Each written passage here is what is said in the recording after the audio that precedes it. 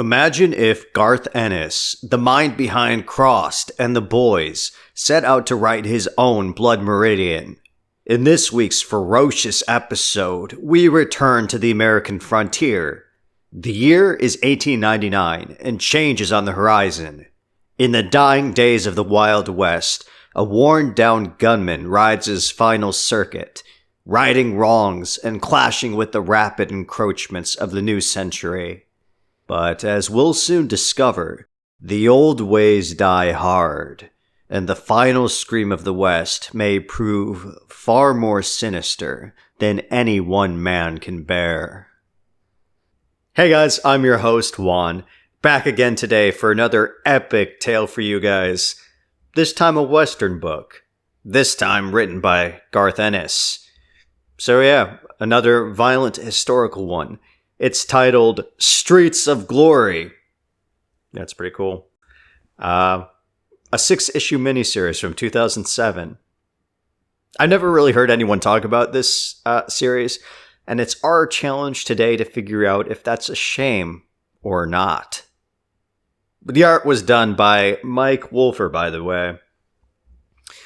It's been a long time since we last saw each other, and I apologize for that. After the last video, I pretty much went into a fugue state and started attacking random people. Turns out I just had high blood pressure, so they let me out. Anyway, make sure you're subscribed to the channel so you can stay in the loop with all the latest videos. Unless you're my parole officer. Whatever, let's jump right in. Our story opens on a remote diner in the deserts of Arizona. It's 1959. And an old man in a bow tie chatters away to a waitress pouring his coffee. His name is Pete, and he's recounting his younger days, 60 years ago, in a Wild West that was increasingly being boxed in. The land was filled with characters and personalities that you just don't see anymore. The type you only find in static old photographs. Seldom understood in our own times, but often necessary to theirs. And that's where our tale begins. In 1899, Pete gazes out in astonishment at the sweeping Montana valleys, luscious greens as far as the eye can see. He's with his older brother, Frank, who invited him out here from Pennsylvania, and who failed to communicate just how beautiful and serene all the landscape is in his letters. Pete races around in excitement, taking it all in. A free land, unbound by structure and brimming with untold possibility. The two brothers set up camp and talk family affairs and business. You see, Frank here, as far as his family way out east knew, was working for their uncle. However, Frank informs Pete that the man's an incompetent drunk, so he's actually been employed for the last 5 years as a bartender at a saloon owned by a man named Tom McKinnon. Pete is aghast to hear this, because this is definitely not the situation his brother described in their letters, but Frank tries to reassure him and calm him down. He explains to his younger sibling that McKinnon just barely recovered from a major stroke, and he's not going to be in the game for much longer. So Frank actually offered to buy the saloon from him, and he plans to run it with Pete. And the railways haven't touched the town it's in yet, so it'll be years before their parents can make the trip out, and hopefully they'll be wildly successful by that point. Pete is still rattled and uncertain. But all of that's about to be nothing compared to the complications they're about to face. They hear a massive shuffling sound, and they whip around to see a band of stern-looking men on horseback. One of the men dismounts and coldly asks if they got any spare coffee. Immediately, Frank hisses at Pete under his breath to make a break for it when he starts shooting. And meanwhile, the stranger drops the act, scoffing at them that he doesn't even know why he bothered asking. And so he orders his men to seize the brothers' supplies and horses. But Frank is not having it, and in a flash, he fires a bullet right between the bandits' eyes. Immediately, all hell breaks loose, and tragically, the rest of the gang opens fire on Frank, and the poor man falls, stiffly hitting the ground like a doll. In an instant, Pete's entire world collapses. He's just a city boy, and so he completely freezes. One of the bandits moves to execute him as well, but then a single shot cracks through the air, and it graphically strikes the bastard's jaw clean off. God damn! No one knows where the hell this gunfire is coming from, but whoever it is strikes down the villains with sniper-like ruthless precision. One by one, they all get whittled down. One of them does manage to squint at the faint silhouette of the assassin, who is obscuring themselves by positioning themselves in front of the setting sun. All that's left is Pete and one guy scrambling to pick up his severed jaw like a hot potato. However, he too is put down in short order. Pete, traumatized, stammers out that everyone's dead. And in response to this, a gruff voice responds that it looked like work needed doing. It's him, the lone gunman, a rough-looking older guy with long hair and a dark blue cap and jacket. The man explains that he heard word of that roving gang, and when he detected gunfire out here in the middle of nowhere, he knew it was time for business. Pete isn't really listening, though. He kind of breaks down, pointing at the lifeless corpse of his dead brother. The man in blue peers at our protagonist with steely eyes, and coolly informs him that it's too dark to go grave digging right now, so they're gonna have to do it first thing in the morning. He asks Pete where he's headed, and the young man responds that he was going to Gladback, Montana. And the stranger reveals that's where he's going as well. So he extends out his hand and introduces himself as Dunn, Joe Dunn. And so as the sun rises the next morning, they put to rest poor old Frank. It's nothing glamorous, just a pile of dirt, but it's better than nothing.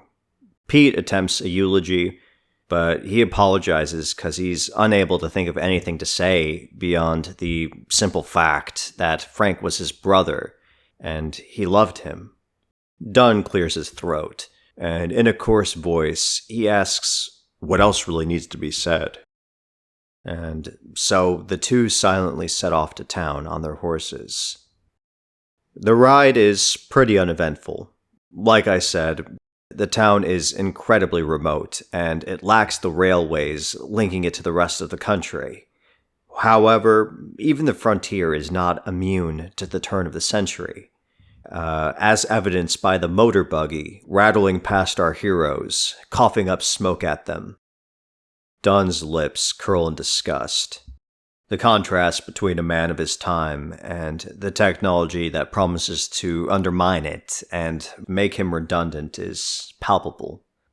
Nevertheless, Pete and Dunn trod their horses over the dirt roads. All around them are creaky, sun-worn wooden structures, and they ride past the saloon and stop. For the first time, Dunn finally shows emotion. You see, he and the old man that's on the porch in a bull hat simultaneously recognize each other. The codger cries out that he hasn't seen Colonel Joseph Dunn in 17 years. The two men shake hands, and in the course of their banter, the old man reveals that this is actually his saloon, and that, unfortunately, he suffered a stroke recently. Upon hearing this, Pete pipes up and asks the man if his name happens to be Tom McKinnon, the same man his brother worked for.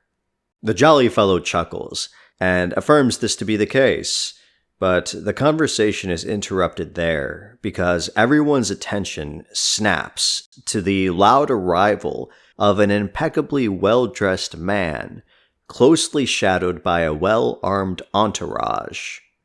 Pete asks who in the world that is, and McKinnon replies in a hushed tone that he's the richest man this side of the country.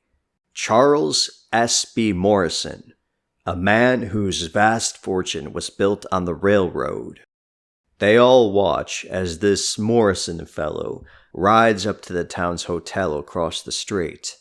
The owner eagerly welcomes him with a big smile, but Morrison just tosses his bag at him and tells him to go take it upstairs. And next, the observers can't help but hold their breaths as a stunning woman in fancy dress steps out of the carriage onto the street. Her name is Harriet, and she's Morrison's partner. A gigantic bodyguard with long stringy hair attempts to guide her step, but she snaps at him that she can obviously get to the hotel door fine on her own. And so the two go on inside.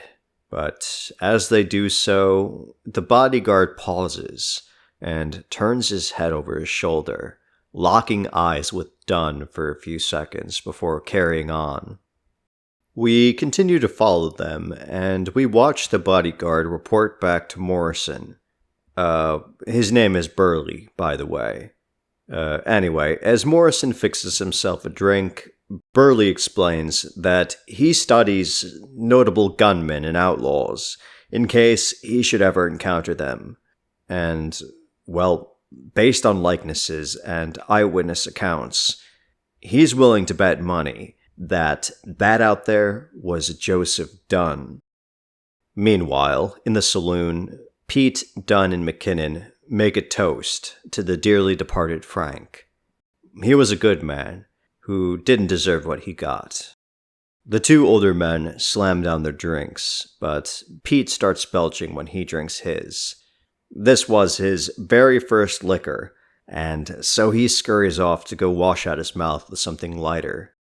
So now that they're alone, McKinnon grows serious, and he asks Dunn what he's even doing in Gladback. The gunslinger pauses and recounts that 3 months ago, in a faraway place, he heard conversation in a bar about a doctor who had to amputate a man's arm, a woman doctor, with a distinctive white streak in her hair. A woman said to have lived in Gladback, Montana. A huge smile grows on McKinnon's face, and he eagerly informs Dunn that yes, she's here all right. But he warns Dunn that he's been off in the wilderness for a long time, and he should know an awful lot changes.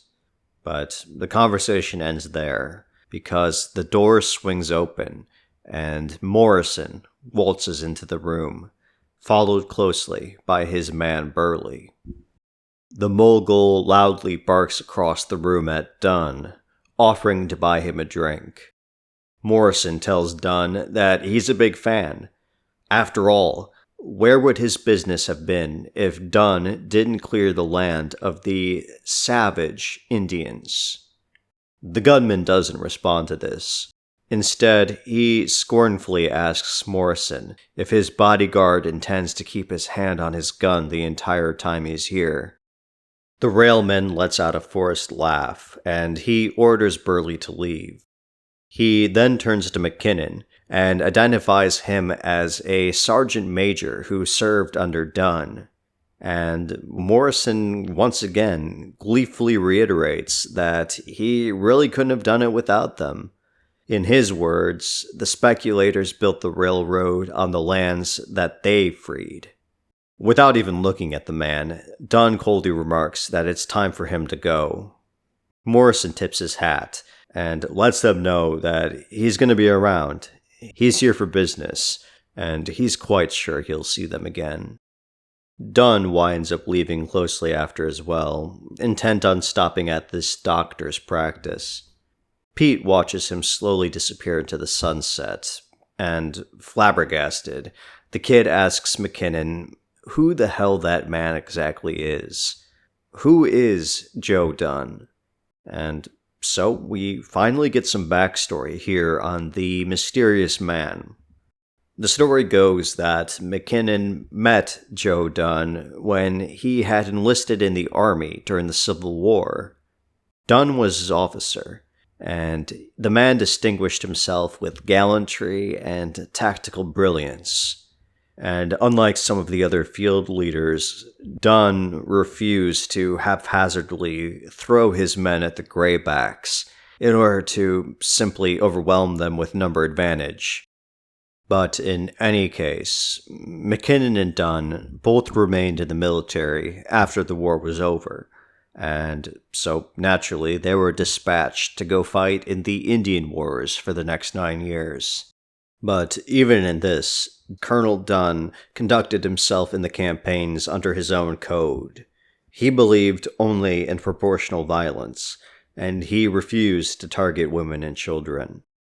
Eventually, the two of them left the army and became lawmen for a while, but this was only for a short stint, and McKinnon withdrew from active life and they lost contact. Pete takes all this backstory in, and McKinnon warns him that the West can take any man and swallow him whole if he's not careful, and it's going to be dangerous that way till the day it disappears. Pete looks at him in astonishment. How could a thing as big as this just disappear, he asks. From there, we transition over to the doctor's house. The woman with the white streak opens the door and is completely shocked to see Joe Dunn on her porch. Her name is Shelley, and after some hesitation, she lets him inside. He compliments that she has a nice home, and Shelley bluntly responds that it was all her deceased husband's money. She tells Dunn that she met her husband that same year she last saw him. That night, nearly 2 decades ago, when she gave Dunn what he wanted, and then he disappeared without a trace. The gunman stubbornly responds that they quarreled too much, and he figured that they always would. But he changes the subject, asking who the girl is who's working out the back window. Shelley sharply inhales and announces that that's her 19-year-old daughter, Isla. She orders Dunn to take a close look at the girl, and she comments under her breath that not many men would marry a woman 6 months pregnant, but her husband was an exceptional man. Dunn walks up to her and introduces himself, but Isla doesn't acknowledge his presence, and she continues to silently feed the chickens. Dunn asks Shelley why she won't talk, and the woman answers that Isla's a smart girl. If she's not speaking, there's probably a reason. So the gunman asks what he's supposed to take away from all this, and the doctor simply replies that it looks like he's in something of a quandary. So Dunn pretty much just storms off in frustration. He strides through the darkened streets with his fists tightly clenched, as if he'd walk straight through anything. Well, almost anything. Because he stops, because out of the shadows in front of him, he can make out a heaving figure. Dunn demands to know who's out there, but he doesn't get a response. But then, to his horror, into the light of the street lamp staggers a sight so appalling, it even stuns Joe Dunn for the quickest of seconds. It's a man, drenched in blood, with all his fingers chopped off, making incoherent grunts with tears streaming down his face, 'cause his mouth has been sewn completely shut. Truly the stuff of nightmares. Dunn fires a shot in the air, and the townspeople rush into the street. They look like they're about to throw up, but they desperately try to help the man regardless. They know him. He's a farmer who lived a few miles outside of town. A few of the men manage to pry open the mutilated victim's mouth, and the crowd lets out a low groan. The poor guy's genitals had been sliced off and stuffed into his mouth. Dunn and McKinnon cast angry, knowing looks at each other. They've seen this before, this perverted handiwork. Only one man can be responsible. The infamous, infernal, half-Indian, known as Red Crow. So, naturally, from there, we get a little backstory on this Red Crow figure. Apparently, his reputation precedes him. The detail, said to stake out the most about the man, was this fierce smile that was perpetually plastered across his face. Sure, American Indians have killed before, as solemn means to an end, but never out of sick satisfaction. Well, until Red Crow. Or at least that is what McKinnon insists to Pete at the saloon. It's been hours since the horrific incident, hours into what has obviously become a sleepless night. Anyway, McKinnon informs the trembling young man that Red Crow is Apache, and he was thought dead, as no one's heard from him in many years. And that's notable because this Indian was such a terror back in the day that the US government dispatched Dunn, McKinnon, and entire cavalries after him on 3 separate occasions. But the campfire tales end there, as Dunn pushes into the room with a look of contempt.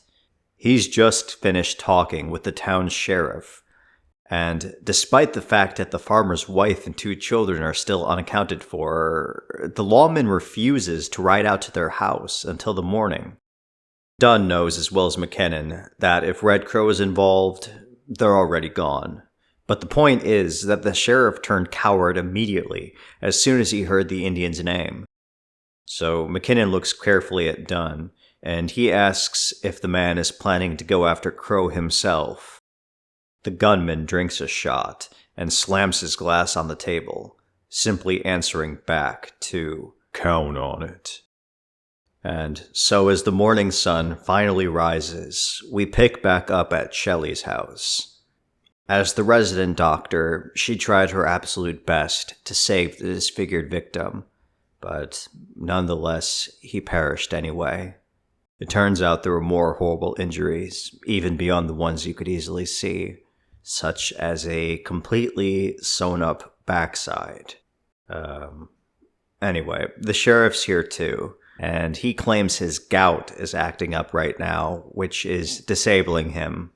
Real convenient timing. Whatever the case, Isla interrupts the goings-on to inform everyone that Morrison and his bodyguard have just unexpectedly showed up, demanding to see the sheriff. The girl still doesn't acknowledge Dunn, though, and after hearing that she can in fact lucidly speak, he becomes greatly annoyed. But they all got bigger problems on their hands right now. So everyone sees what Morrison wants. The tycoon places his hand on his heart, and he declares that he was simply shocked by the last night's events when he had heard them. And so Morrison announces that he's assigning Burley to lead a team of his men on a hunting expedition for Red Crow. The sheriff counters that Dunn already agreed to lead his own party, and he has experience chasing the fiend. Morrison smirks, and snarkily replies that it sounds like Dunn only has experience failing to catch him, and he then calls Burley to back him up on this, but the big guy is too distracted by Isla to answer in time. So instead, Shelley interjects, sharply asserting that Joseph Dunn is the only man for the job. He's the only one who's fought the native before. And as for Dunn, well, his response to all of this is much more simple and direct. He firmly informs the room that he's leaving in an hour, regardless of what anyone says. And if anyone else is planning to come along, it's imperative they bring a lot of ammunition with them. To that end, we actually check back in with Pete, who scuttles up to the general store to buy his first gun. He doesn't have that much money, and he's not even sure what he's looking for exactly, but nevertheless, he's full of energy.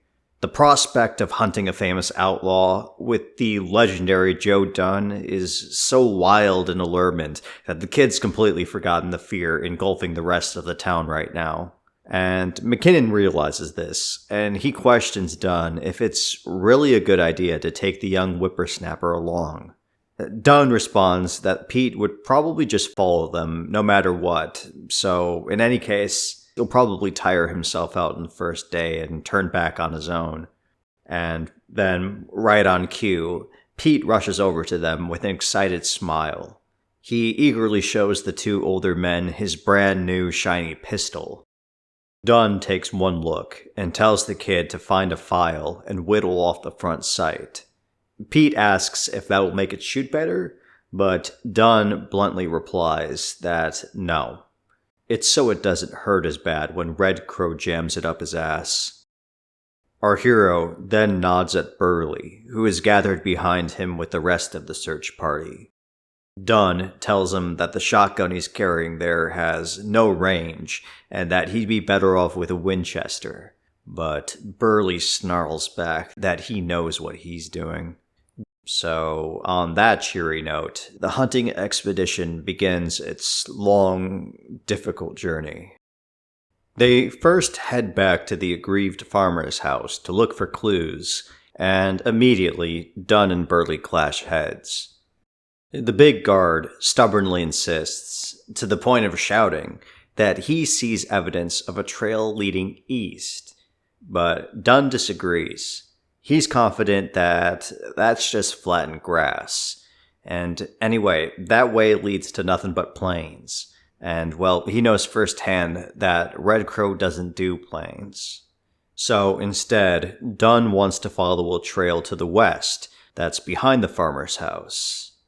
Burley is practically steaming at this point, and through his clenched teeth, he growls that Morrison put him in command. But Dunn doesn't remotely give a shit. He starts walking in his direction and dares Burley to go ahead and try and stop him. So, yeah, the party follows Dunn's lead, and we jump ahead a day, I guess. They haven't found anything yet, and they're now probably a good 50 miles away from all signs of civilization. And Pete is completely exhausted at this point and can barely keep his eyes open. But he desperately tries to prove otherwise, and he firmly rejects Dunn's reminder that there's warm food and nice beds waiting for him back in Gladback.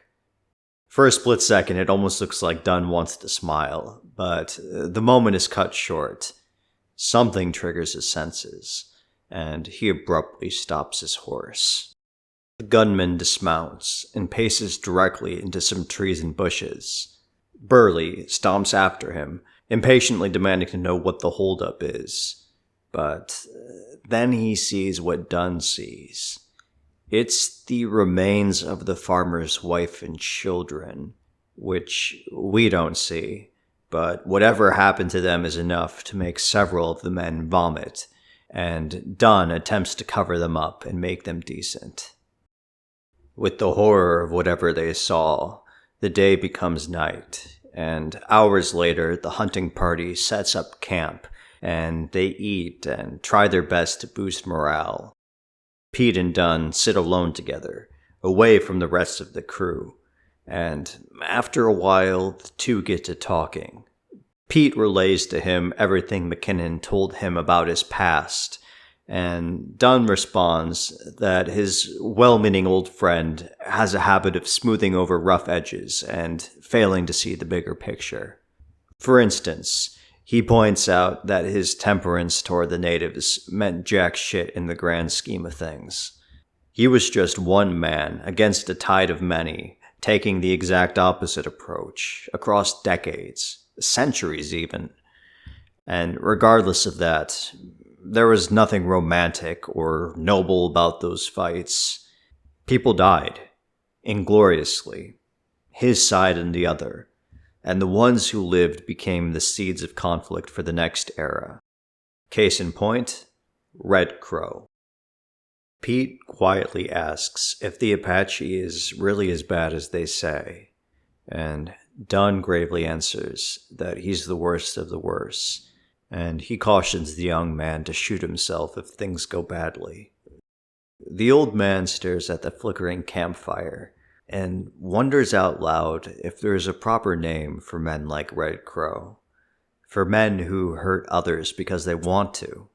He doesn't know if such evil is new to the times or something that's always been there since the beginning, perpetually assuming different names and forms.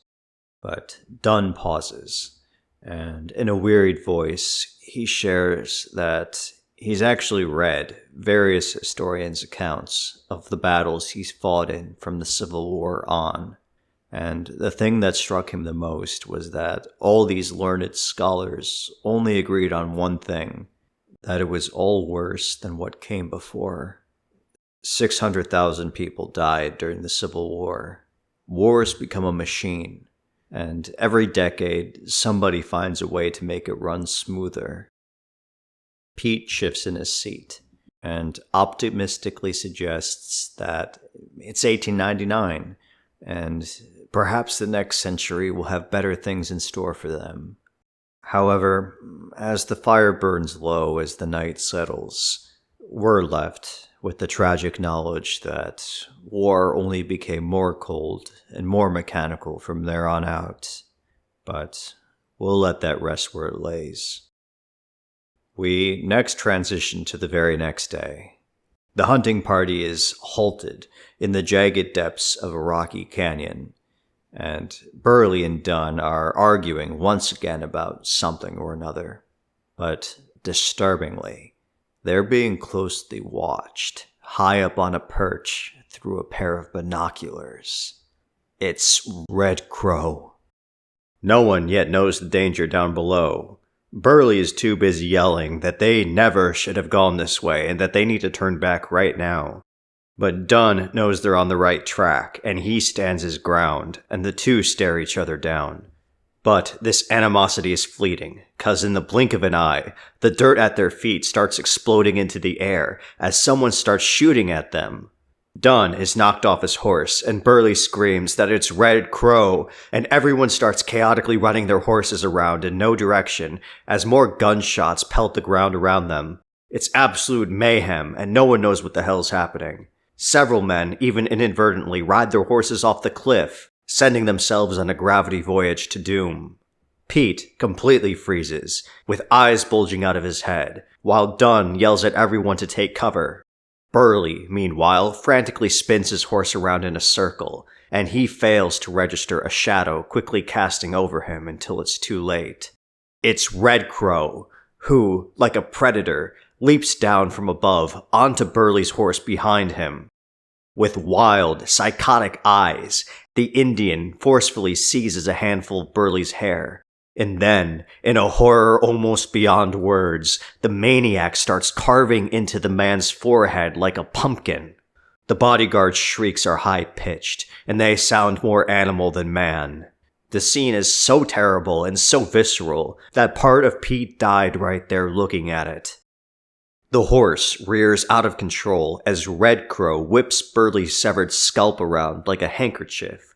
Meanwhile, Dunn is nearly forced off the cliff, so he fires a bullet through the nag's skull, causing it to collapse. However, like an acrobat, Crow uses the momentum to seamlessly launch himself at Pete's horse, partially disemboweling it. The Indian starts sprinting away, and Dunn fires wildly after him.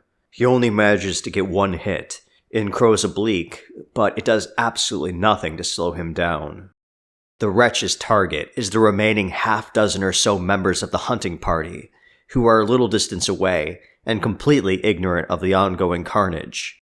And well, what happens next is fast, and it's ugly. Red Crow immediately executes one of them with a clean headshot, and he follows that up with a slick throat slit on another. And contributing to the chaos, the horses begin to flee, kicking up a massive dust cloud that obscures everyone's vision. Nonetheless, Red Crow continues his assault, jamming his knife into people left and right like a slasher villain in a horror movie. Soon, there's only one man left, and he gets cornered. Shaking, he points his gun at Crow's leering face and frantically pulls the trigger. But nothing happens. Red Crow gets in the unfortunate fellow's face and laughs that he forgot to cock his gun. And then, of course, the Indian murders him in cold blood. It only took a minute for him to kill all those men, but perhaps in doing so, he failed to account for the most dangerous of them all. Dunn bursts onto the scene, taking Crow by surprise and forcing him to retreat. The gunslinger calls back to Pete, urgently shouting that he needs to gather every dropped weapon and throw them off the cliff before Red Crow can get them. And then our hero gets right back to the chase. His eyes scan the brush for movement, and then, with a steady aim, he takes a breath and fires a shot, finally delivering a direct, critical hit, right to Crow's gut. However, the two were far enough away from each other that when Red Crow drops, Dunn loses sight of him entirely. With the adrenaline pumping and reeling in rage from the total loss of control, Dunn loudly lets loose, yelling obscenities at the Indian, which echo through the canyons. But he also has a message. He shouts that he knows Crow can hear him, and they both know he got hit bad and is dying. So Dunn challenges him to come out and face him like a man. But there's no response, just a lonely gust of wind. So Dunn meets back up with Pete. And believe it or not, Burley's still alive. He's completely silent now and only stares blankly ahead of him. And obviously he's missing his scalp, but he's alive. Anyway, Pete asks what the hell they're gonna do. All their horses died or ran away, and they took all their food and supplies with them. Dunn grunts that they'll worry about that tomorrow, but tonight they're finishing the job. So, hours later, in the dead of the cold night, Pete and Dunn lie flat on the very perch Red Crow spied on them earlier from. They're on constant surveillance for any sign of movement down there. Any sign that the bottom feeders come up for air. About an hour passes, with still nothing happening, and Pete even dozes off from sheer exhaustion, but he's shaken awake by Dunn, who whispers that he sees Crow creeping around the dead bodies down below. Pete squints his eyes and protests that he can't see anything, but Dunn insists that he's down there all right. And so the boy strains his neck, desperately leaning over the cliff to find any sign of what he's talking about.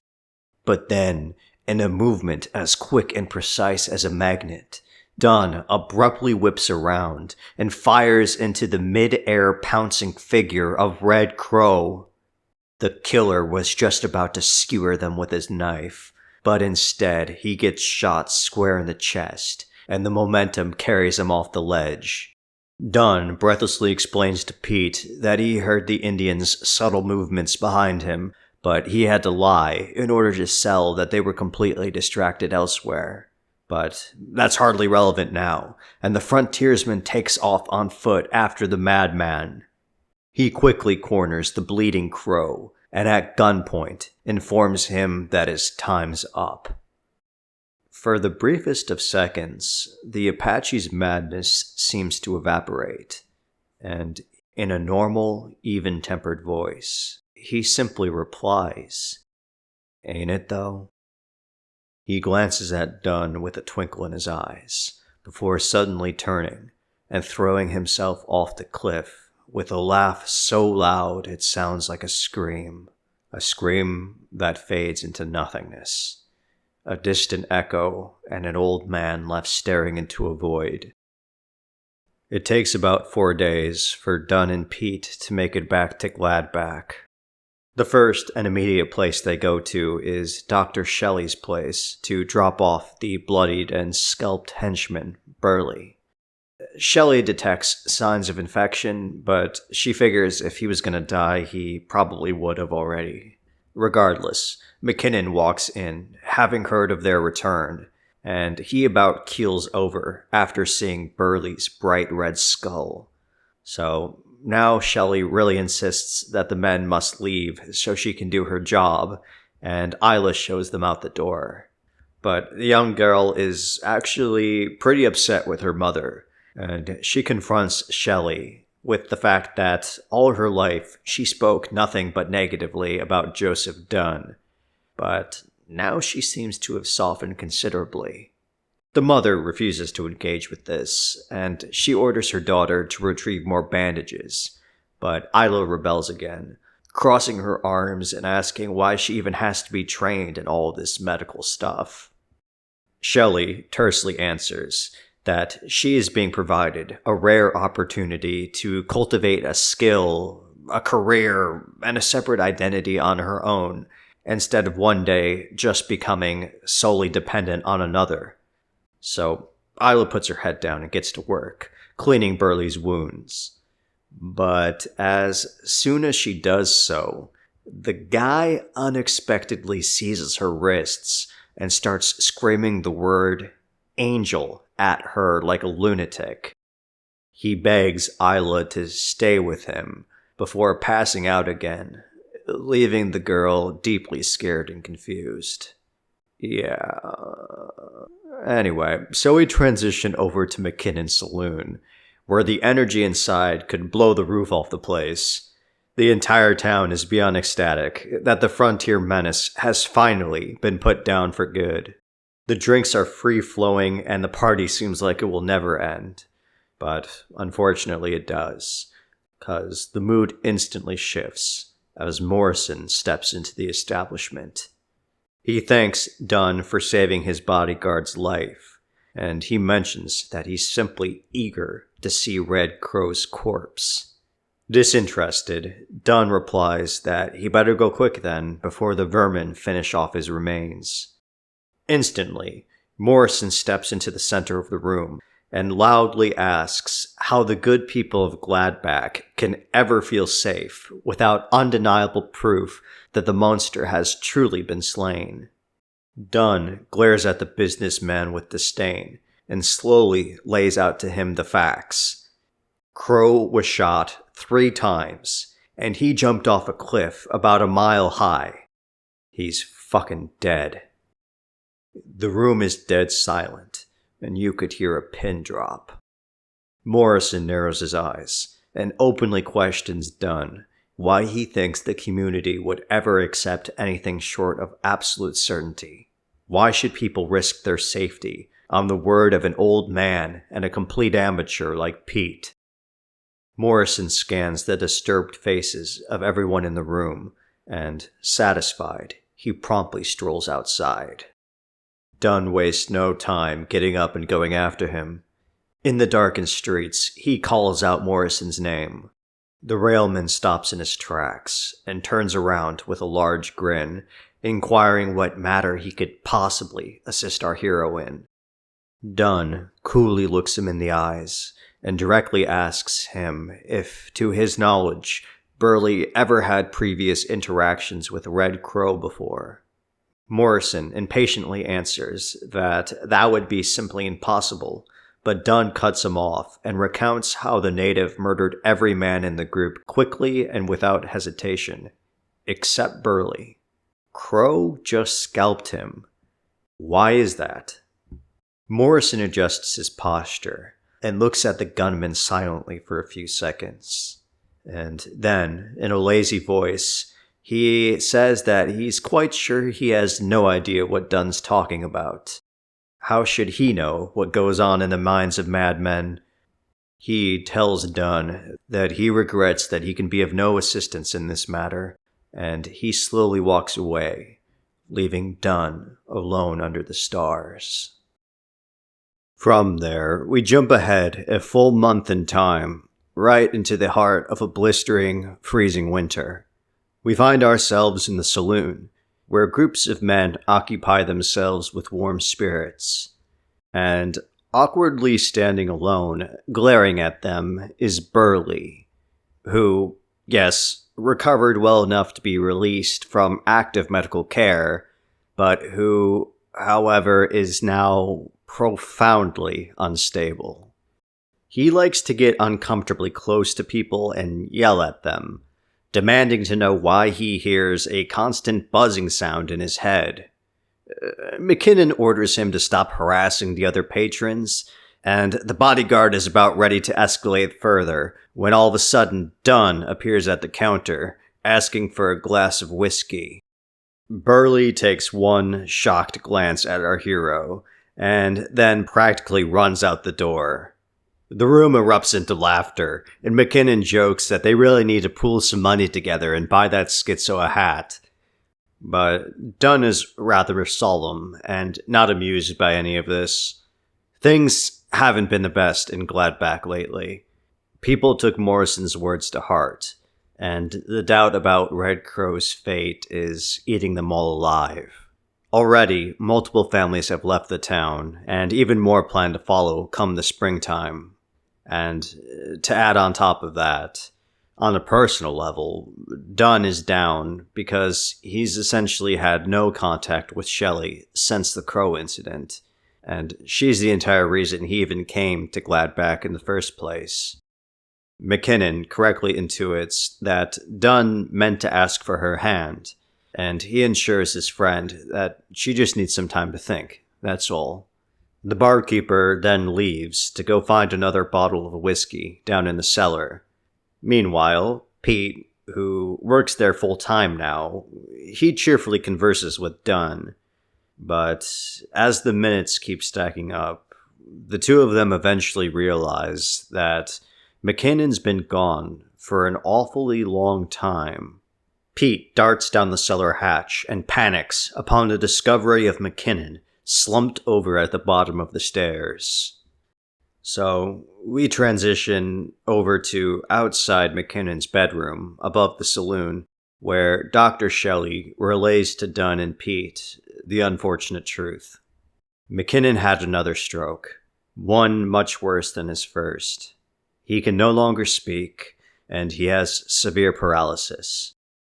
The news hits everyone like a truck, most of all Dunn, who angrily stares out the window. And as it would happen, this is in direct parallel to Morrison, who observes through his own hotel window Burley sitting in the wet street drinking. The mogul chuckles and turns to his partner, Harriet, to canvass what she thinks. But the woman is incredibly upset right now, and she lays into Morrison for some kind of degrading action he took against her earlier that day. She confronts him that he can't just do whatever he wants to her. She's a person too, and that's not how you treat people. Morrison sneers and tells the woman to gather any possession he didn't pay for and go then. But personally, he doubts she'd even make it to the railways on her own. Harriet pauses, and not even mad anymore, just genuinely curious. She asks why he's so determined to be as cool as possible. And not just to her either, but to everyone in the entire town. Morrison speaks over her, asserting that he's just giving them what they want. They don't know it yet, but one day their children will thank him for his efforts. We don't quite understand what he's talking about at this point, but Harriet quietly asks him if there was really no other way for him to achieve his ends. Morrison doesn't answer, and Harriet sadly remarks that he isn't the kind and charming man she met 4 years ago. For the first time in all of this, the railman actually looks at her seriously for once. He reminds her that when they met, she wanted wealth and she wanted travel, and Morrison happily provided that lifestyle for her in exchange for the things he wanted. He tells Harriet that this whole confrontation act she's putting on is bullshit. It's a token performance given only because now she feels guilty. Morrison's the same as he always was, and she always knew what he was capable of. Each of them knows exactly who the other is, and that's why, Morrison tells her, even after all this, he knows that she won't breathe a word of his plans to a single soul. And on that dour note, we move to a more optimistic domestic scene, which takes us to Dunn and Shelley, who are sitting down and having dinner together for the first time in nearly 20 years. Shelley laughs, remembering the occasion. It was her 20th birthday, and she was so proud to be with the polished and decorated officer, Colonel Joseph Dunn. It was such a joy to her to be able to make such a stern-faced man smile. Dunn leans in and tells her about his last conversation with McKinnon, about why he hasn't moved on yet. And truthfully, it's because he hasn't found anywhere else better to be than by her side. Shelley takes a drink and asks if he's sure that it's not because he doesn't have anywhere else to go. Dunn counters that, yeah, he's been around and seen a lot, and he's not a young guy anymore. But this is not him trying to settle because that's the only thing left to do. That's not what he's talking about. He tells her that there are things about ourselves we can't run from. Shelley lowers her head and replies that she isn't so sure that we can't, or at least that we shouldn't try to. All her life, she's looked around and wondered why things are the way they are, and all she's ever gotten in way of response are circular justifications that things are because they are. But that's not the kind of world she wants to raise Isla in, and she's consciously taught her daughter that we can try to move beyond the constraints and narratives we bind ourselves to, and maybe we can even escape them. Dunn takes this all in, and not knowing quite what to say, he simply asks where Isla is this evening anyway. Shelley answers that the girl left to go walking when she had heard he was coming.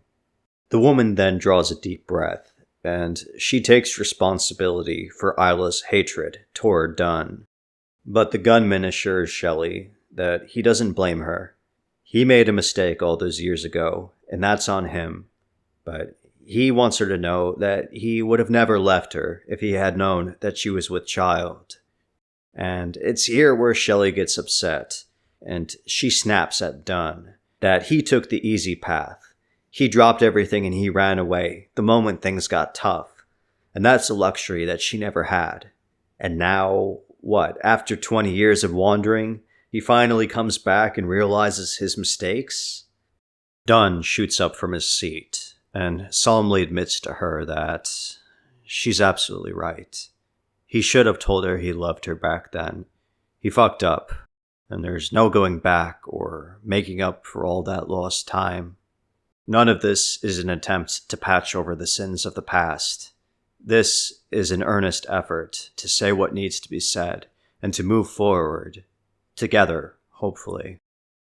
But before Shelley can respond, the two of them freeze because they hear Isla shrieking for her mom outside. Dunn pulls out his gun, and the two sprint out to find the petrified girl in the manic grip of Burley, who's clutching her like a rat. He holds a cleaver to the girl's face, squealing that she's his angel. Shelley pleads for him to let her go, but Burley screams at her to shut up. He snaps his head in rage toward Dunn and threatens to slice him open and spread him out all over town. It's what he deserves for, quote, fucking everything up. Dunn doesn't react to this, or anything at all, really. He stands there with his gun raised, perfectly still, granting Burley the choice to either release the girl or die right there where he stands. The rain pours heavy as the two silently stare each other down, and, something deep in the eyes of the man looking back at him makes Burley hesitate, and he hastily releases Isla with a look of pure terror. The quivering girl throws her arms around Dunn, and she calls him father. Dunn softly tells her to go inside with her mom, and then, the moment they leave, Dunn lunges at Burley and rams his gun on top of Burley's skull, proceeding to mercilessly beat the man bloody.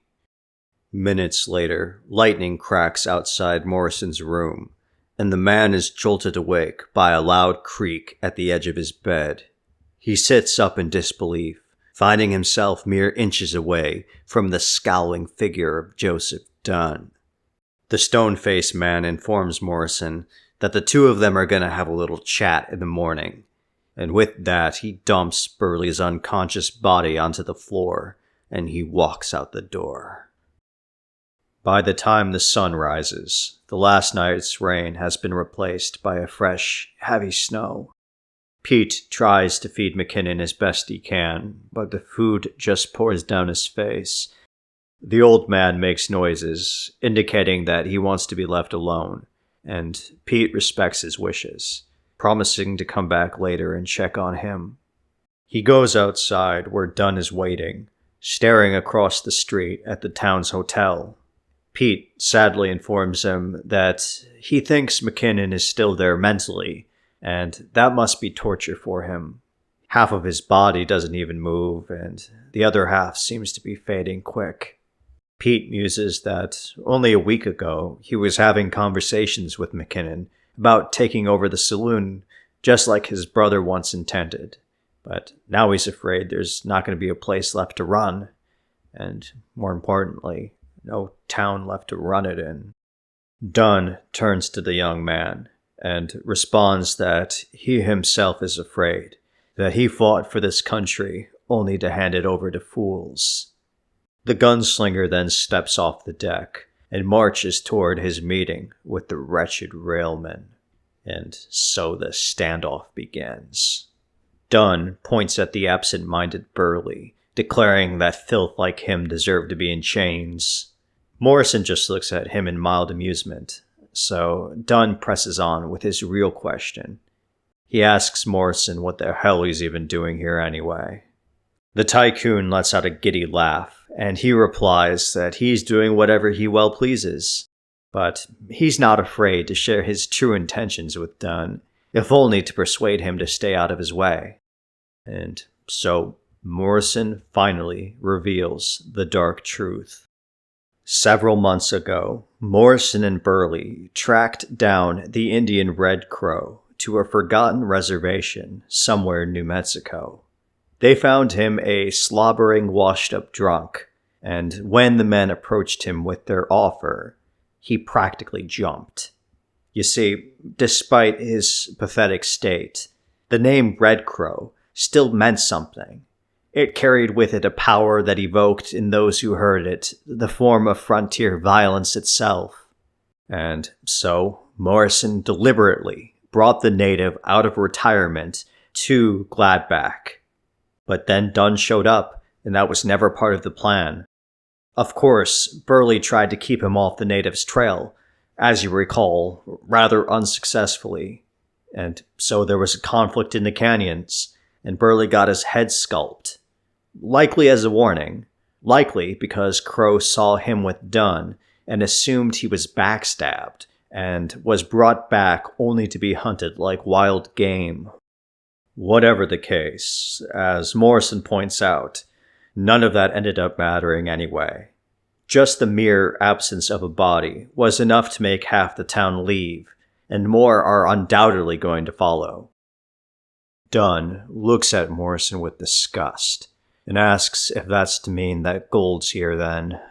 Morrison chuckles that no, he considers his business to be much more refined than that. Simply put, the railroad must come straight through the town, and on principle, abandoned land is cheaper. So, at the end of the day, it was just a matter of scaring the sheep off the pasture. And what is Dunn going to do about it? He can't prove a single word. And as Morrison points out, if it really comes down to it, no one is going to side with Dunn over him. He's the one who has power. People actually need him. Morrison taunts that the only way to stop him would be to kill him. But of course, Dunn has a daughter, doesn't he? Does he really want to live a life on the run, now that he's got something to lose? The railman tells Dunn that he's a walking ghost. His ways are dead, and perhaps they've been so for a long time. It's Morrison's world now. Dunn twitches toward his gun, but ultimately he's forced to conclude that the villain's right, and it isn't worth giving up his own life to take his. So our hero grits his teeth and walks away. Morrison throws out his hands, and he mockingly calls after Dunn, asking what the hell he thought he was fighting for anyway. And as all this is going on, we make a curious check-in with McKinnon. The once cheerful man is now near still. He manages to shift his head a few degrees to observe the messy food spilled all over the place. He utters a final, definitive mumble, and through the power of pure will, he channels all his strength into propping himself up. And then, leaning heavy against the railing, he moves step by step down the stairs. But unfortunately, he cannot keep it up for long. The man collapses, tumbling down to the bottom. But he will not be stopped. And with a determined look, McKinnon drags himself across the saloon's floor, on a mission we know not what. As it were, we return to Colonel Dunn, who's at Shelley's house. Isla's okay. There was no physical harm done to her, but obviously the last night's events have shaken her considerably. Dunn's relieved to hear she's alive, though, and he's glad that he was there to help. So he turns to Shelley and asks where all of this leaves the two of them then. In a wearied voice, the woman tells Dunn that she really needs to say something, and he's got to listen. While she'll forever be grateful for what he did for her daughter, that act, great as it was, does not necessitate the two of them being together. They have good memories together, and that's a beautiful thing, but there's just so many more bitter ones. Heartbroken, Shelley says it outright. She cannot love him, and she's sorry. Reflexively, Dunn mentions that Isla called him father, but the doctor shakes her head. She softly reminds him that Isla was scared, and fear should not be the foundation of love. The two stare quietly at the ground, and Dunn is the first to break the silence. Almost thinking out loud, he verbalizes the grim irony that he was only 20 years too late. On the verge of tears, Shelley nods her head yes. Moving toward the exit, the gunman advises her to consider moving south, as he doesn't expect this town to have much in the way of a future. And with that, he firmly wishes her a goodbye and pushes himself out the door. I suppose Dunn goes straight to the saloon, because we immediately follow him to a disturbing scene. We find Pete sobbing, crouched over the dead body of McKinnon. The man clearly had wanted to go out on his own terms. Dunn leans on the counter, almost vibrating in rage. He clenches his teeth together so tightly you'd think they'd break. But then he abruptly stops, and without saying a word, swiftly turns and storms outside with his gun in his hand. He marches in a straight line across the street, up to the hotel where a quartet of Morrison's men lounge on the porch. The crew doesn't even have a second to register that something's wrong before Dunn opens fire on them without warning. One of the men manages to scramble inside and warn Morrison, but the rest gets slaughtered systematically. Dunn puts a hole in one of their necks, and he in turn gets shot in the upper chest. But he doesn't go down. He absorbs another shot in his shoulder and calmly returns fire, putting a bullet through an enemy's skull. Soon, people across town pour outside, alarmed at the steady sound of gunfire popping off like a war zone. Meanwhile, Dunn has pushed into the hotel itself, and he's taken on the final layer of Morrison's security. They're absolutely no match for him, and they fire undisciplined shots in panic, only by dumb luck managing to strike Dunn beneath his ribcage. Nevertheless, the gunslinger unflinchingly clears the room. Or at least he thinks so, because as his back is turned, a voice behind him shouts, "Bang!" It's Burley, pointing a finger gun at Dunn and maniacally laughing that he finally got him. And, well, Without even granting the dignity to look at the man he's killing, Dunn casually blows the man's brains out. Morrison, sweating bullets, trips over himself, scurrying up the stairs. In direct opposition to his usual detached demeanor, he's now screaming in terror at Harriet to find him his gun before it's too late. But the woman just looks at him coldly, and she pulls the door closed in front of her, locking him out. Morrison pounds at it in wild desperation, but it's pointless. And soon the mogul freezes like a statue as the stairs begin to creak as Dunn slowly climbs closer and closer. The frontiersman steps into the narrow hallway, and Morrison falls to his knees, stuttering that he has a fortune, remember? But Dunn is unperturbed, and he replies simply that he has this, and he presses his gun against the trembling man and squeezes the trigger. The once great railman stumbles, only for a moment before collapsing, and the last thing he sees before the blackness is the shrouded figure of Dunn looming over him. After the shooting stops, Pete is the only one among the crowd brave enough to venture inside. He calls out the name of the man who once saved him, and finds only the hotel owner cowering behind a counter, whispering that he went out back. Pete rushes to the window and sees Dunn leading a horse out of the stable. He's bleeding quite terribly now, and his blue coat is soaked in splotches of red. Pete doesn't go out to him. No one does. There's nothing anyone can do. Dunn slowly rides through the town in silence. He doesn't look at anyone as he passes. Not Pete, not the crowds, and not even Shelley or Isla. He just rides into white nothingness, never once looking back. And that brings us back to the Arizona diner in the present day. The sun is setting, and by now it's just the waitress and the wistful old Pete. He remembers that he eventually found Dunn's body and buried it.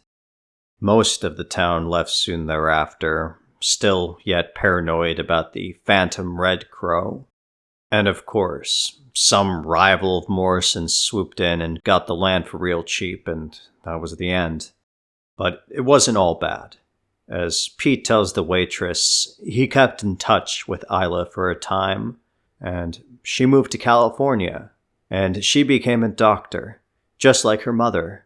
And over time, she came to understand her father in a different way, as a kind of force made necessary by the pressure of the times he lived in. Pete, for his part, retraced his steps, and he went back home to Pittsburgh. And years later, he was surprised to one day encounter Harriet, of all people. She had become a very talented writer and was traveling the country for a book she was writing. The two talked a while, and she filled him in on the wild details that occurred in the aftermath of Morrison's death. Turns out he had a wife back in New York City, and she was very unhappy to hear about his betrayals. And apparently what she did in his open grave was quite scandalous. Pete shakes his head and leans back, turning his mind to Joseph Dunn. He was a hard man to understand, very flawed and very violent, but also very virtuous. But now, after 60 years, he seems more myth than man. In a way, he's only allowed to exist as archetype or as a lesson, and not really as an individual. And that's sad. But perhaps it's also natural. After all, don't we each construct our own narratives out of a handful of selective moments, memories, and loves? Pete snaps his head forward, taking notice of the quickening darkness outside. He tells the waitress he's sorry for talking her ear off for so long and keeping her from her husband.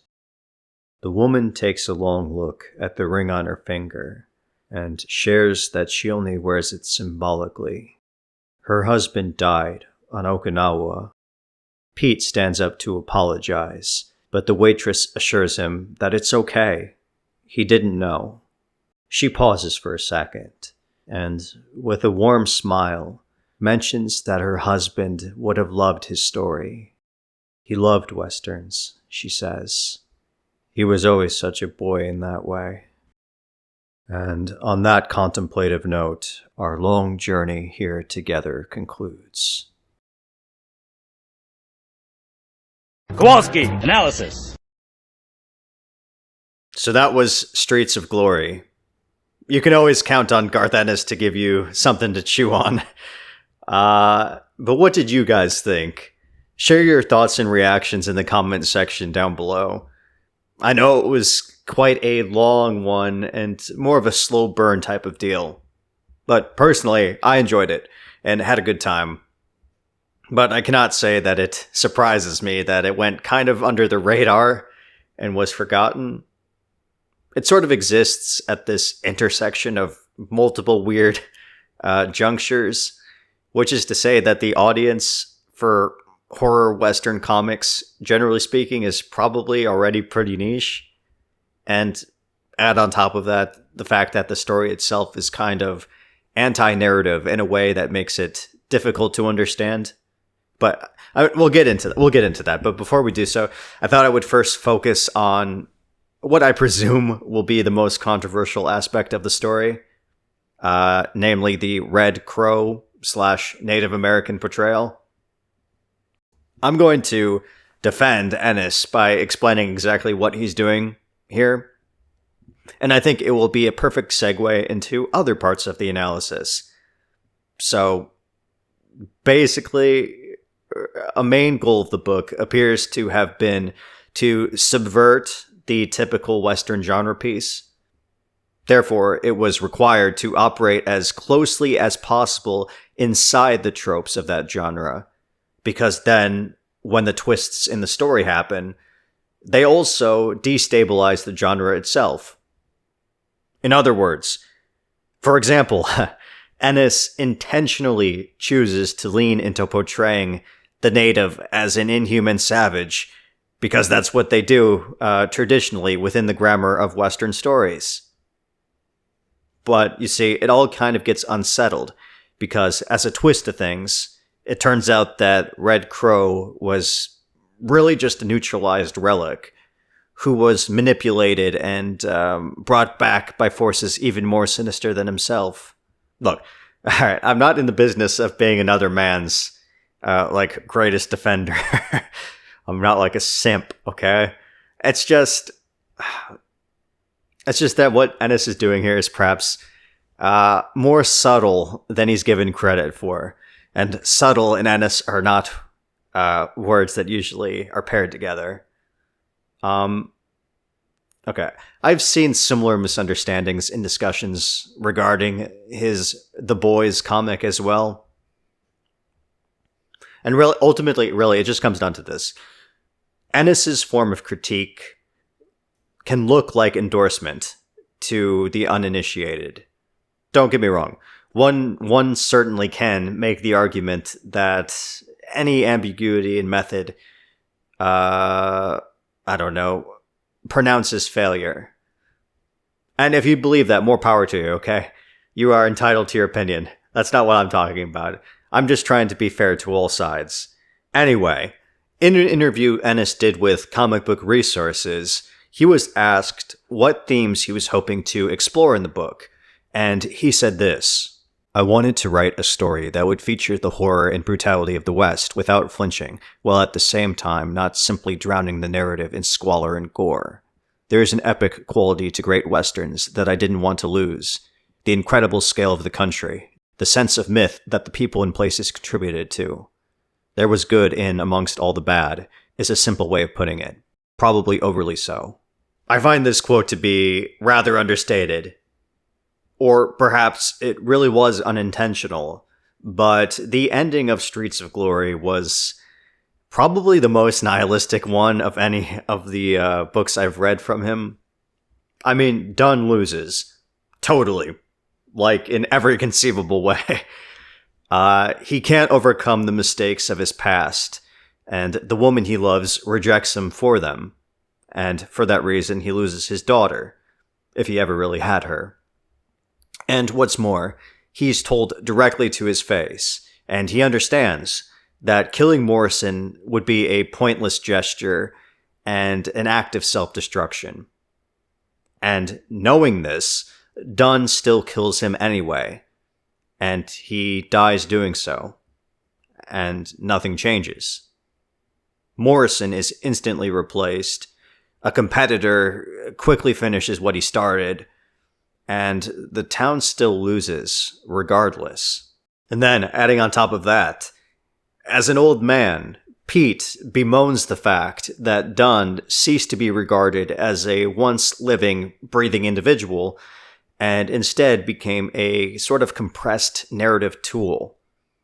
But the ultimate irony in all of that is that for us, and the waitress, I guess, Dunn only exists through the subjective yarn of one man. And further, for that waitress, the story only really has significance as an emotional ballast. You know, in relation to her processing the absence of her husband. Which makes the entire thing really bleak. Perhaps more so than Ennis intended. And this is the part I kind of feel bad about saying. But I literally did just defend him, so I'll be real with you guys. I think Ennis bit off a bit more than he could chew this go around. Obviously the anti-narrative thing, like I said, but he also plays around with ideas about the turn of the century and the rapid onset of new, difficult-to-comprehend technology. Technology that's fated to completely supplant the old guard. Well, or maybe, to be more accurate, Ennis introduces those concepts in the beginning and quickly drops them. And I can understand why, okay? It's an incredibly abstract subject. But the consequence to that is that it all feels thematically scattered and understated, which, of course, opens the door wider for the anti-narrative sentiment to take over. Honestly, if I had to guess as to why this conceptually massive stuff fails, I think there's 3 potential reasons. Number 1, Ennis could have competing authorial instincts, which actively undermined it. Number 2, such ideas could be too big for, a character scale Western story. And the third and most black pill reason is that it perhaps brushes against the limits of the medium itself. Truly, I don't know, okay? Kind of unrelated, but what Ennis gestured at, I actually did make a video essay on a while ago. I covered a text from someone who wrote about that sort of thing. The subordination of history and morality to technology and power. Someone who was actually at the turn of the 19th to the 20th century. I'll link it in the description, okay? But it's from one of my nerd channels, okay? But outside of that, I mean, that's pretty much the video. I could say more and go into different directions, but I really want to get this video out. I've been working on it for what feels like forever, and I really miss you guys. I just kept getting caught up in these most ridiculous misadventures. But yeah, it's 2026. I love the New Year's. I hope we can remain companions throughout it. But yeah, that about does it for today's video. I'll see you next time. But until then, I will thank you for watching, and I hope you have a good one.